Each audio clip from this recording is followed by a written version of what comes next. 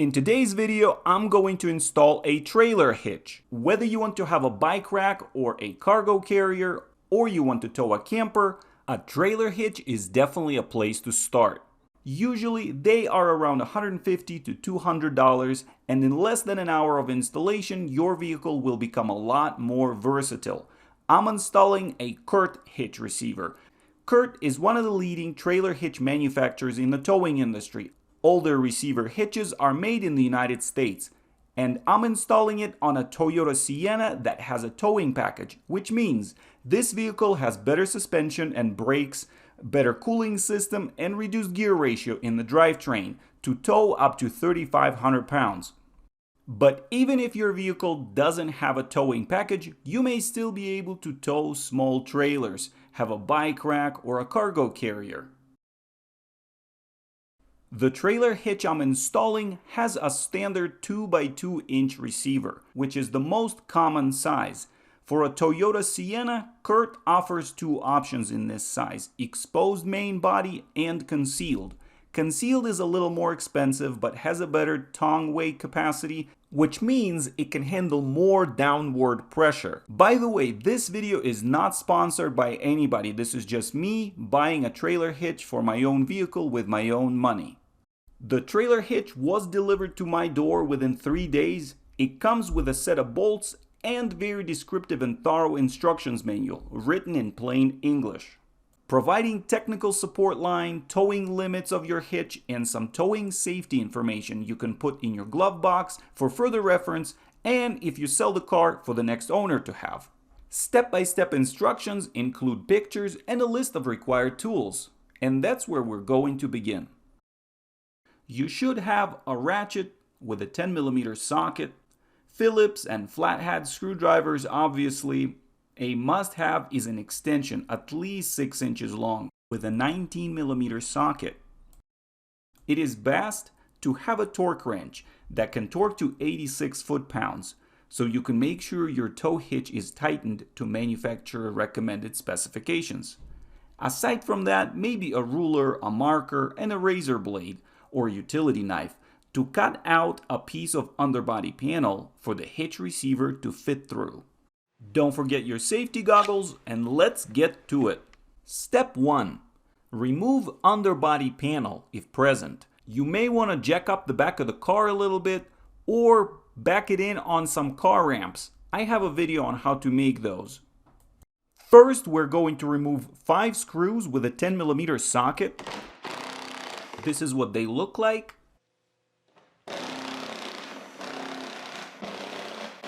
Next, remove 8 plastic push pins with a flathead screwdriver. Remove the little sleeves as well, otherwise they might fall out and get lost somewhere on the floor. That's what happened to me, so learn from my mistakes. So 7 of these push pins are white in color, but there is one that is black by the driver's side wheel. You can use a couple of flathead screwdrivers to pry it out from the opposite sides, but I have special pliers that make this job a lot easier.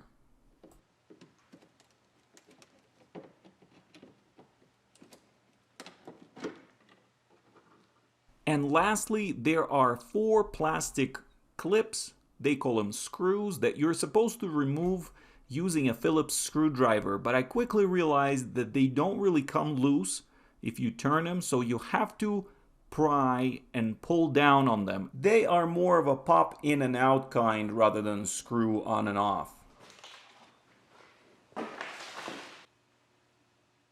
These 4 right here. Second step, lower exhaust by disconnecting one rubber isolator, more commonly known as bushing. First, slide the bushing toward the side where it's getting disconnected from. I'm using a pry bar to push it off, and then just one little push, and it's finally disconnected. I haven't secured the exhaust because there is another bushing right there that holds everything in place. With the exhaust out of the way, let's move on to step 3. Remove plugs and pieces of tape covering bolt holes. With the help of a flathead screwdriver, tape comes right off. This one is actually a rubber plug. There are no threads on the inside there. I'm assuming maybe it's for feeding electrical wires through, so I don't really need that, so I'm going to put the plug back in because I'm not going to use that hole, and I like to keep everything as original as possible. And there goes the third bolt hole. Now let's repeat the same steps for the other side.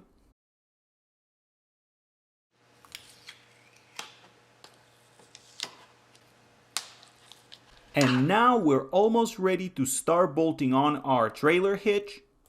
The only problem is, since this is a concealed version, it'll be hiding right here, and it can't quite fit in between these pieces. I've seen people bend them out, but I'll show you how easy it is to pull the bumper cover off. Step 4. Open rear hatch of the vehicle, more commonly known as tailgate, and remove these two screws right here. One is Phillips, the other one is a 10mm.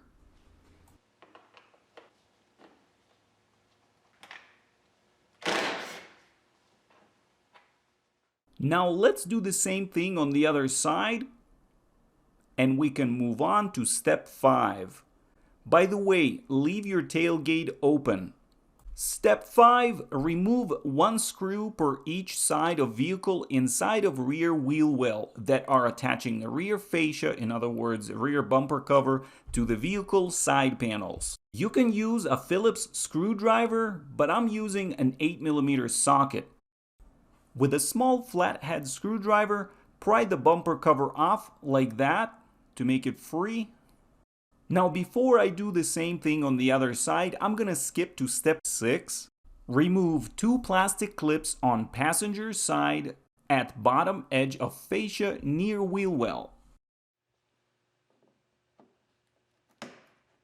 There goes one, and there goes two.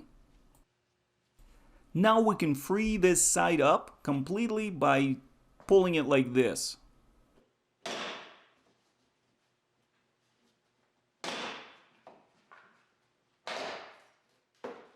Now let's repeat steps 5 and 6 on the driver's side.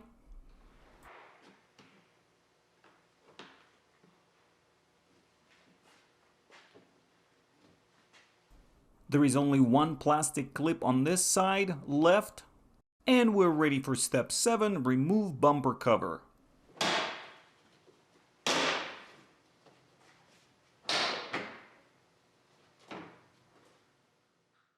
I'm going to secure mine with a bungee cord to make sure it doesn't go anywhere.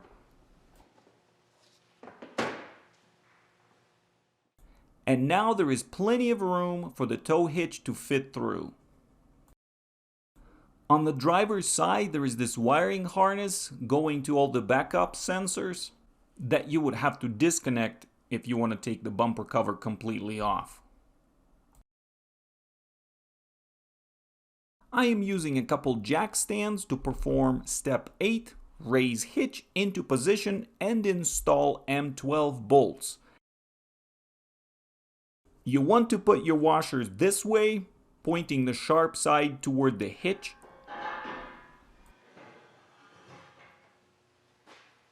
Get all the bolts started by hand.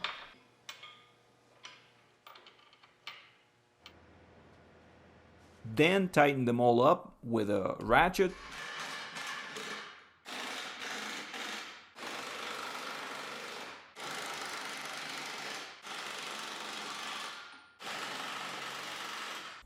And torque them to 86 foot-pounds with a torque wrench.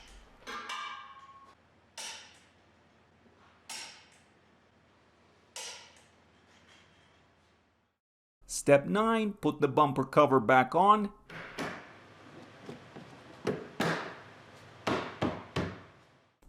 Install all the screws and push pins. And put the exhaust back in place. You can use some Sil Glide to help it slide in easier.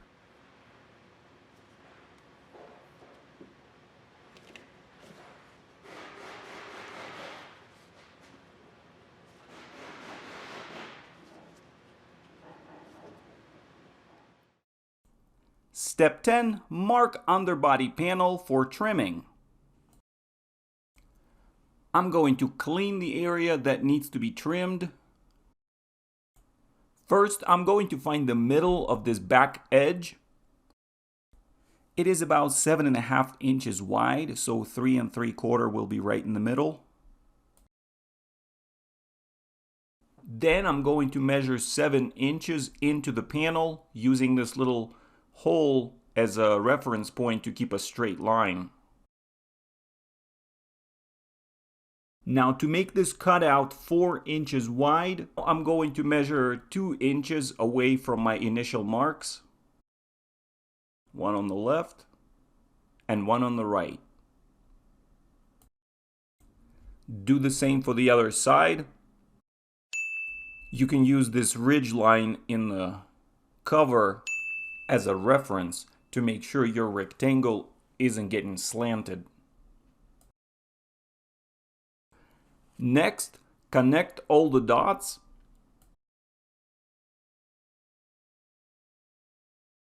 Step 11, trim underbody panel and reinstall in reverse order.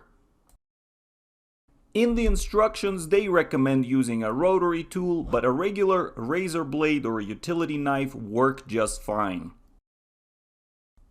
I'm using side cutters at the edge here to kind of get it started. And with just a little bit of pulling, this piece comes right out.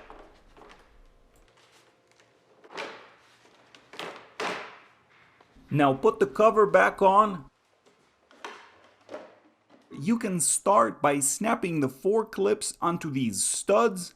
That will hold the cover in place until you install all the push pins and screws.